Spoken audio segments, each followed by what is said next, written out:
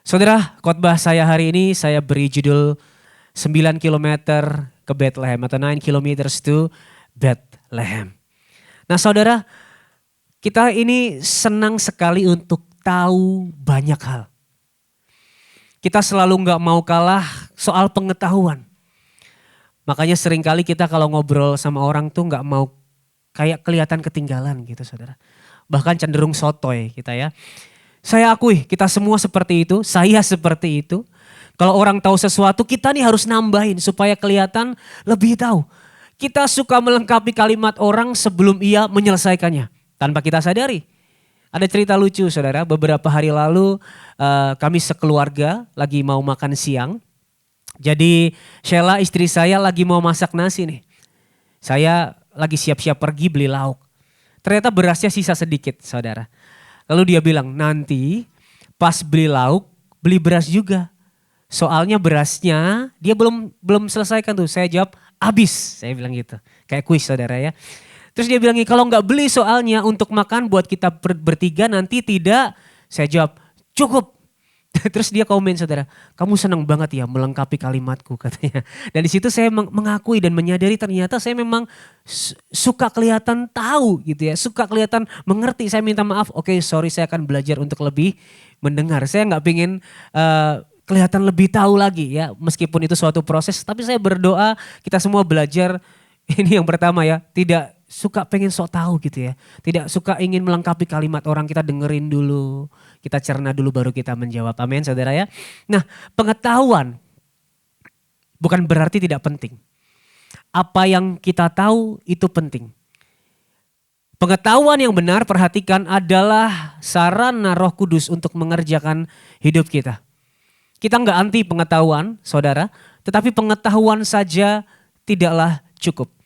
Nah hari ini kita akan belajar tentang 3 kelompok orang yang akan kita baca ceritanya dari Matius 2. Kita akan belajar bahwa pengetahuan saja tidak cukup. Kita akan baca Matius 2 ayat 1 sampai yang ke-6. Seperti biasa saya akan baca yang hitam, saudara baca yang merah. Kita baca dengan sungguh-sungguh bergantian inilah firman Tuhan dari Matius 2 ayat 1 sampai yang ke-6. Sesudah Yesus dilahirkan di Bethlehem di tanah Yudea pada zaman Raja Herodes, datanglah orang-orang Majus dari timur ke Yerusalem dan bertanya-tanya, di manakah dia raja orang Yahudi yang baru dilahirkan itu? Kami telah melihat bintangnya di timur dan kami datang untuk menyembah dia. Ketika Raja Herodes mendengar hal itu terkejutlah ia beserta seluruh Yerusalem. Maka dikumpulkannya semua imam kepala dan ahli Taurat bangsa Yahudi, lalu dimintanya keterangan dari mereka di mana Mesias akan dilahirkan. Mereka berkata kepadanya di Bethlehem di tanah Yudea, karena demikianlah ada tertulis di dalam kitab Nabi. Dan engkau Bethlehem tanah Yehuda, engkau sekali-kali bukanlah yang terkecil di antara mereka yang memerintah Yehuda. Karena daripadamulah akan bangkit seorang pemimpin yang akan menggembalakan umatku Israel. Demikianlah firman Tuhan. Sebagai background, saudara, hari itu orang Majus melihat sebuah bintang.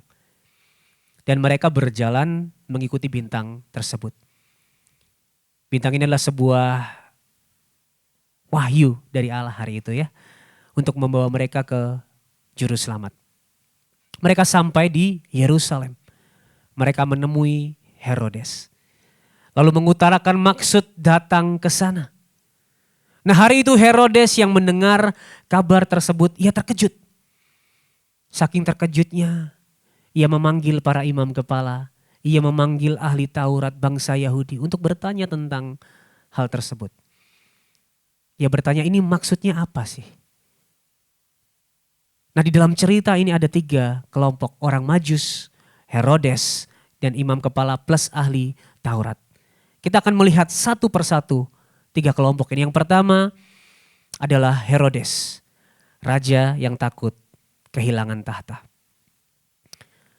Hari itu Herodes dikejutkan dengan kedatangan orang Majus.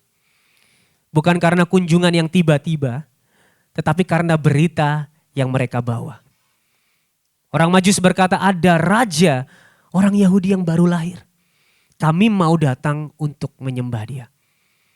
Dalam terjemahan bahasa Indonesia dikatakan Herodes terkejut. Tetapi kalau kita pelajari ini lebih troubled atau gelisah. Kenapa ia gelisah?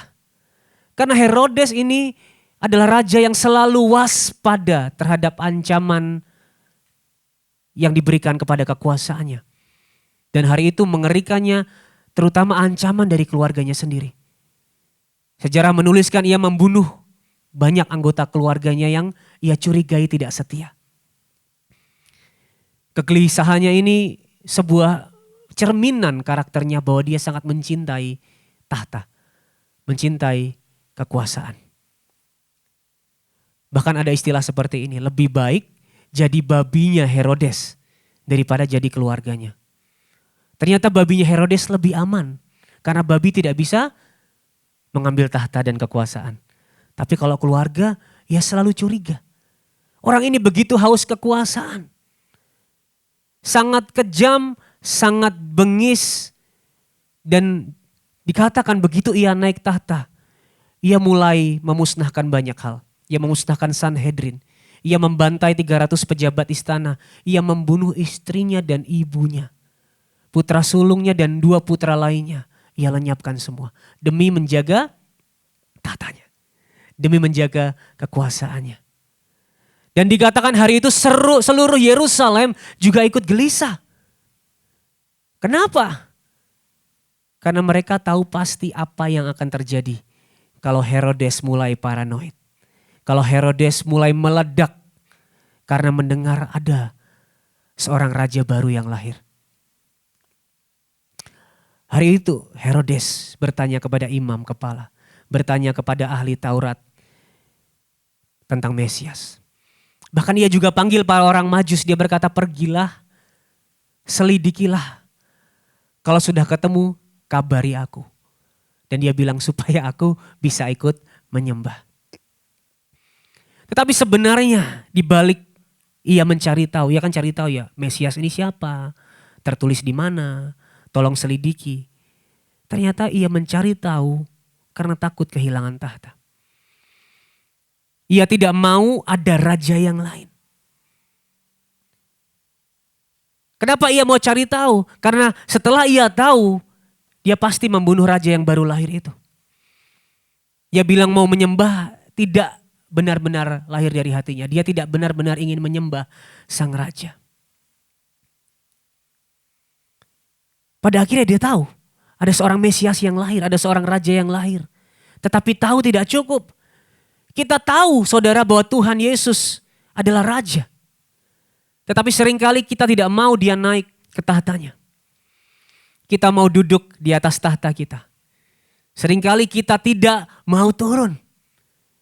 Dan akhirnya ini adalah sebuah kekristenan yang palsu. Seperti Herodes hanya berkata di mulutnya mau menyembah. Tetapi tidak benar-benar punya hati yang menyembah.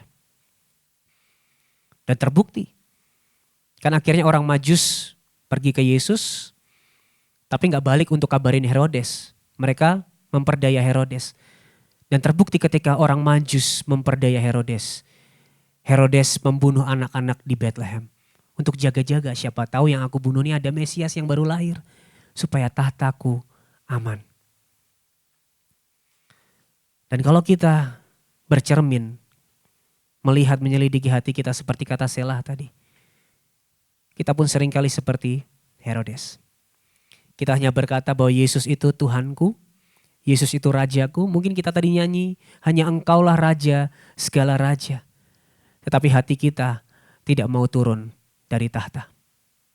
Hati kita tidak mau Yesus memerintah dan memimpin hidup kita. Kita jadi orang Kristen yang palsu. Lain di mulut, lain di hati. Seringkali kita menjadi Herodes, raja yang takut kehilangan tahta kita.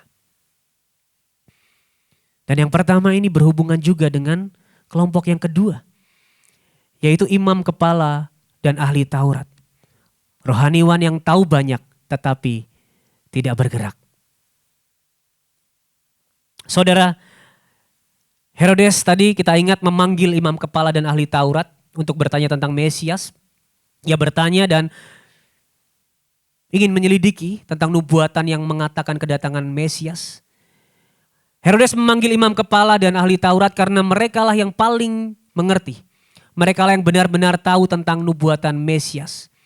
Tetapi perhatikan ini, justru mereka yang paling tahu adalah mereka yang sama sekali tidak meresponi nubuatan yang sedang digenapi hari itu.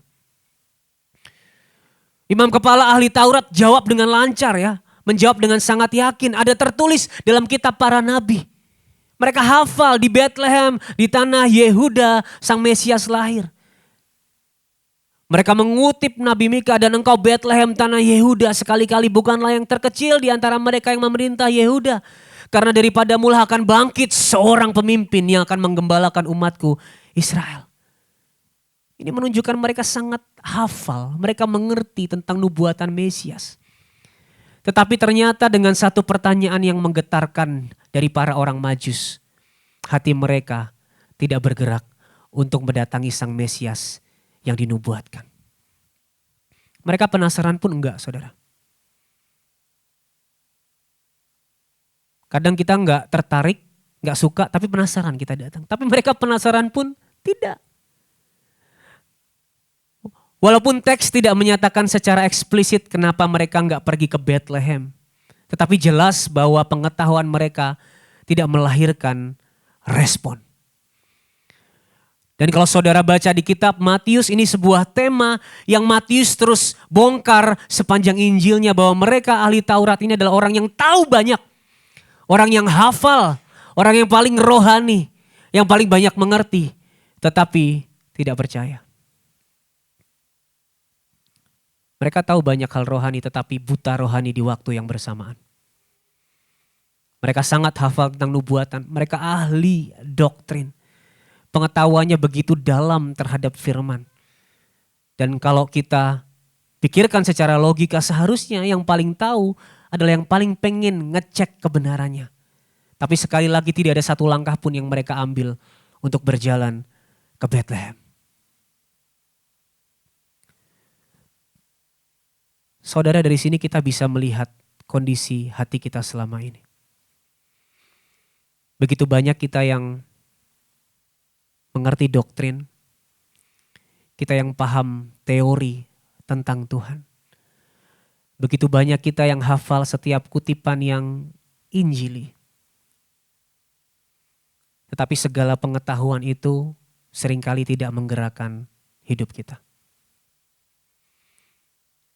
Saya percaya ini suatu hal yang hari ini mau kita evaluasi ke dalam hati. Kita mau minta Tuhan selidikilah, bongkar hatiku. Apakah sungguh murni hatiku? Ternyata pengetahuan yang kita miliki tidak menjamin kita lebih dekat kepada Tuhan. Dan ironisnya seringkali justru mendorong orang jauh dari Tuhan. Karena pengetahuan yang kita miliki justru membuat kita makin sombong. Pengetahuan yang kita miliki tidak membuat kita dibentuk semakin serupa Kristus. Kita cuma tahu lebih banyak tentang Dia. Sehingga orang lain banyak yang malah kabur, saudara. Karena kita sangat merasa superior rohani. Saudara, Herodes dan para imam ini juga ahli Taurat. Walaupun kelihatannya berbeda, tapi dua-duanya sama-sama tidak datang ke Bethlehem untuk menyembah Yesus.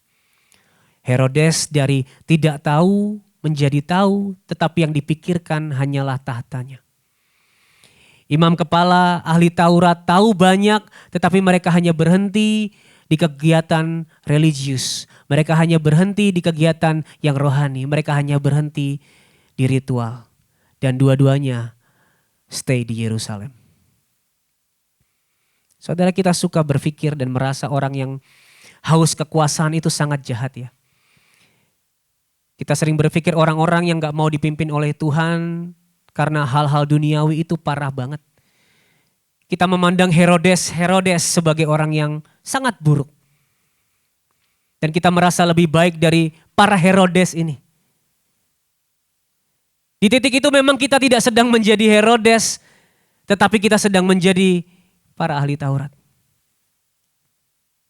Dan ketika kita sedang menjadi orang yang merasa superior rohani, menyombongkan pengetahuan kita, pelayanan kita, kegiatan rohani kita, merasa bahwa dengan itu semua kita bermakna dan berarti, maka kita juga sedang mengamankan tahta kita.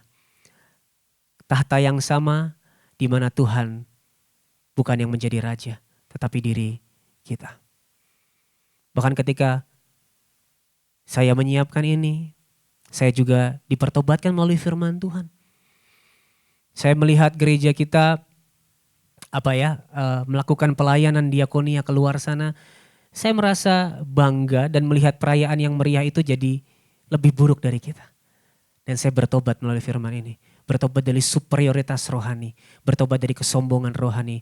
Di mana saya menganggap pelayanan itu yang membuat saya bermakna. Pelayanan itu yang membuat saya berarti. Ternyata saya sedang menjadi para ahli Taurat. By the way saudara, Bethlehem itu hanya 9 km dari Yerusalem. Tempat para ahli Taurat itu berada. Kalau saya cek map saudara, naik mobil 19 menit, jalan kaki 2 jam. Mungkin dulu kalau naik keledai 30 menit. Tapi 2 jam itu dulu kalau jalan kayaknya biasa ya, karena dulu kan belum ada mobil motor. Ini jarak yang tidak begitu jauh. Bahkan lebih jauh jarak dari rumah saya ke UC Tangerang ini, 11 km. Tetapi hari itu tidak satu pun yang bergerak ke Bethlehem. Tidak satu pun yang ingin memeriksa, tidak satu pun yang ingin melihat Sang Mesias yang lahir. Mereka mengabaikan, mereka mengoverlook penggenapan dari nubuatan yang mereka hafal. Ya. Mereka hafal nubuatannya, tapi penggenapannya mereka abaikan. Para ahli Taurat hari itu tahu tentang penantian akan Sang Mesias. Tetapi ketika Mesias itu datang, mereka mengabaikannya. Mereka mengoverlook Sang Mesias. Saudara, Charles Spurgeon merangkum ini dengan sangat bagus dalam sebuah komentari saudara. Dia berkata bintang itu sendiri adalah Kristus. Tetapi juga menuntun orang lain kepada Kristus. Bintang itu menuntun bergerak kepada arah Sang Mesias. Dan ini aplikasinya sungguh menyedihkan ketika seorang pengkhotbah bagaikan rambu jalan yang menunjukkan jalan tetapi tidak pernah mengikutinya demi kepentingannya sendiri. Demikianlah para imam kepala di Yerusalem. Mereka dapat mengetahui di mana Kristus dilahirkan tetapi mereka tidak pernah pergi untuk menyembahnya. Mereka sama sekali tidak peduli terhadapnya dan kelahirannya. Yang saya rangkum dalam sebuah poin kita yang pertama pagi hari ini. Yang kita butuhkan bukan hanya pengetahuan, namun Injil, kabar baik yang mengubahkan. Karena pengetahuan saja tidak akan pernah menggerakkan hidup jika hati tidak diubahkan oleh kabar baik Injil melalui karya Roh Kudus. Saya berdoa hari ini kita tidak puas dengan pengetahuan yang begitu luas. Tapi kita berdoa biar Roh Kudus terus membarui hati kita melalui kabar baik Injil. Agar kabar baik yang kita tahu itu menggerakkan hidup kita. Dan kita sampai kepada kelompok yang ketiga yang terakhir, yaitu para orang Majus. Mereka yang tidak dihitung namun menerima anugerah. Saudara, ini adalah kelompok yang ketiga. Mereka bukan orang Yahudi, mereka outsider. Orang yang tidak dihitung sebenarnya. Tetapi hari itu mereka sungguh-sungguh mencari Yesus. Mereka mengikuti bintangnya sampai ke Yerusalem. Tetapi ini yang paling indah, mereka tidak berhenti di Yerusalem. Mereka berjalan 9 km ke Bethlehem. Mereka datang kepada Yesus. Datang ke tempat Yesus berada dan mereka menyembah dengan segenap hidup mereka. Mereka orang yang tidak masuk hitungan namun berjumpa dengan Yesus. Membuktikan sekali lagi anugerah datang bukan kepada mereka yang paling tahu. Tetapi kepada mereka yang tahu dan mengerti bahwa mereka tidak layak. Anugerah tidak datang kepada mereka yang paling layak. Anugerah datang kepada mereka yang tidak dipandang. Yang tidak dihitung. Saudara, lewat orang Majus kita juga diberi sebuah gambaran bahwa melalui Yesus keselamatan tidak datang hanya untuk orang Yahudi, tetapi bagi semua orang yang percaya kepadanya. Dan hari itu Matius sengaja menunjukkan kisah orang Majus ini untuk menyatakan kepada kita bahwa kerajaan Mesias tidak hanya untuk orang Yahudi, tetapi untuk segala bangsa. Ini adalah sebuah nubuatan, penggenapan nubuatan di mana Yesaya 60 ayat 3 berkata, bangsa-bangsa berduyun-duyun datang kepada terangmu dan raja-raja kepada cahaya yang terbit bagimu. Hari itu respon orang Majus bukan lahir dari sebuah perintah. Bahkan perintah Herodes tidak mengubah mereka. Hari itu mereka meresponi bukan lahir dari paksaan. Mereka tidak digerakkan oleh ketakutan. Perhatikan, mereka datang karena sukacita yang sangat besar. Dan hari itu bukan di istana Herodes, tempat ia bertata dengan sombongnya anugerah itu dicurahkan. Bukan pula pada para ahli Taurat dan para imam yang mungkin merasa paling superior rohani. Tetapi anugerah turun kepada para orang Majus yang tidak dipandang. And exactly inilah makna dari kasih karunia yang sebenarnya. Saudara, memang kalau kita lihat dari poin yang pertama, pengetahuan saja tidak bisa menggerakkan hidup kita kalau hati belum dibaharui oleh Roh Kudus. Hari itu saudara, mungkin Herodes, imam kepala, ahli Taurat, mereka buta rohani, mereka mati rohani. Tapi saya percaya kita yang sudah diberi hati yang baru, menangkap firman Tuhan ini sebagai cara Tuhan untuk menggugah hati kita yang mungkin sudah merasa nyaman di Yerusalem. Mari kita renungkan di mana posisi saudara hari ini. Di istana dan tahtamu yang megahkah? Hari ini kamu sedang menghidupi kekristenan yang palsukah? Yang di mulut menyembah namun di hati tidak ingin Yesus menjadi raja? Ataukah kita sedang mengatur Yesus hanya menjadi raja di beberapa bagian hidup saja? Hari ini kita mengatur Yesus untuk menjadi raja yang kita inginkan. Atau hari ini kita sedang ada di dalam tahta superioritas rohani. Di dalam kesombongan rohani. Kesombongan yang mungkin sudah membuat banyak orang justru malas datang ke Tuhan. Karena kita sering merasa paling layak, paling rohani. Sama, kita sedang menjadi raja atas hidup kita. Ternyata segala pengetahuan yang kita miliki tidak membawa kita mendekat kepada Yesus. Tidak membuat kita mengagumi dan mengasihinya. Dimanapun posisi kita hari ini. Entah engkau mengaku bahwa hari ini sedang ada di tahta yang megah, tahtanya Herodes. Atau sedang menjadi ahli Taurat. Kiranya firman Tuhan ini mengingatkan kita untuk tidak berhenti di Yerusalem. Hari ini berjalanlah 9 kilometer ke Bethlehem. Saudara, 9 kilometer kita mungkin berbeda-beda. Saya nggak tahu langkah apa yang mungkin saudara harus ambil hari ini. Tetapi sama-sama sebuah langkah kecil menuju Yesus yang sudah menanti kita. Langkah untuk turun mungkin dari tahta hati kita dan mempersilahkan Yesus menuntun dan memerintah hidup kita. Langkah untuk turun dari arogansi dan diri yang ingin berkuasa. Mungkin langkah untuk bertobat dari rasa paling rohani. Bertobat dari rasa ingin jadi yang paling tahu supaya terlihat paling hebat dan paling rohani. Langkah kecil untuk merendahkan diri, menyembah Yesus Sang Juru Selamat yang lahir bagi kita. Langkah untuk menyadari seperti para orang Majus, sebenarnya kita tidak masuk hitungan, tetapi dilimpahi dengan anugerah yang tidak layak kita terima. Dan kesadaran inilah yang membuat kita benar-benar merendahkan diri di hadapan Yesus dan menyembah. Saudara, kiranya kita mengingat anugerah yang dilimpahkan kepada kita. Karena anugerah yang dilimpahkan kepada kita yang tidak layak pasti membawa kita benar-benar merendahkan diri di hadapan Yesus dengan hati yang menyembah. Saudara, pertanyaannya, maukah kita berjalan 9 kilometer ke Bethlehem? Mungkin 9 kilometer itu agak merepotkan karena kita sudah terlanjur nyaman di tahta kita. Kita sudah terlanjur nyaman di pengetahuan yang banyak tentang Tuhan.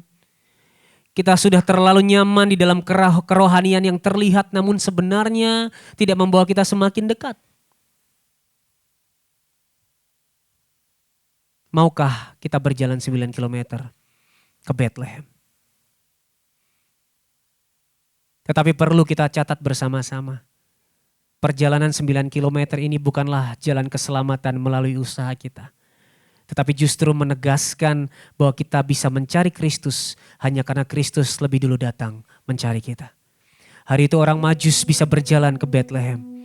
Karena Allah dengan anugerahnya sudah menyatakan bintang itu untuk menuntun mereka. Karena sang raja sudah lebih dulu lahir di Bethlehem.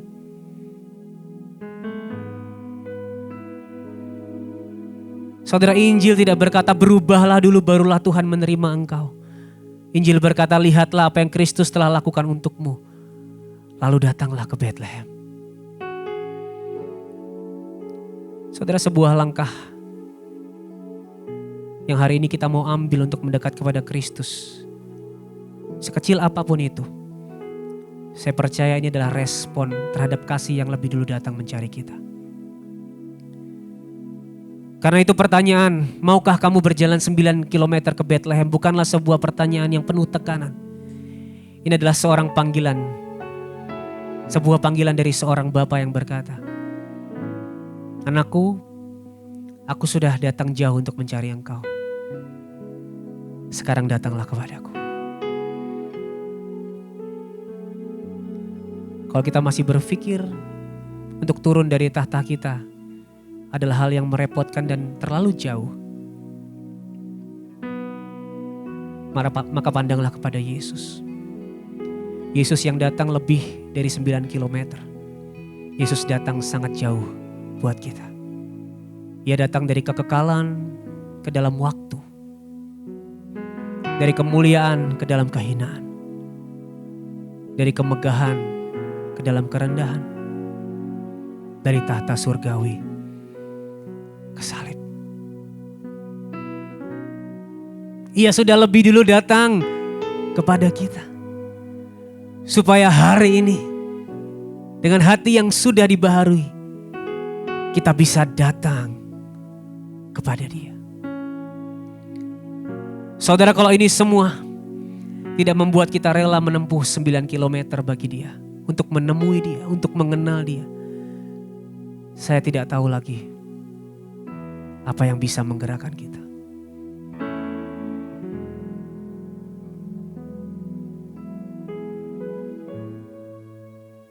Saya akan lemparkan pertanyaan reflektif yang akan kita renungkan bersama-sama pagi hari ini. Sekaligus saya ajak kita untuk berdiri bersama. Apa langkah 9 kilometer yang perlu saya jalani untuk meresponi anugerah Tuhan?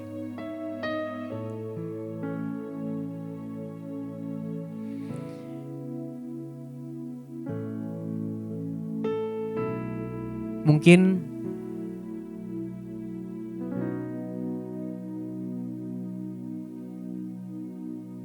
langkah untuk tidak menempatkan makna diri dalam jabatan kita.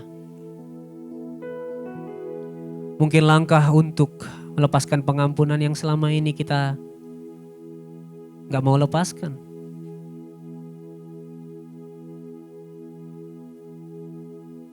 Mungkin langkah untuk berhenti menjadi orang Farisi yang merasa lebih baik dari para Herodes.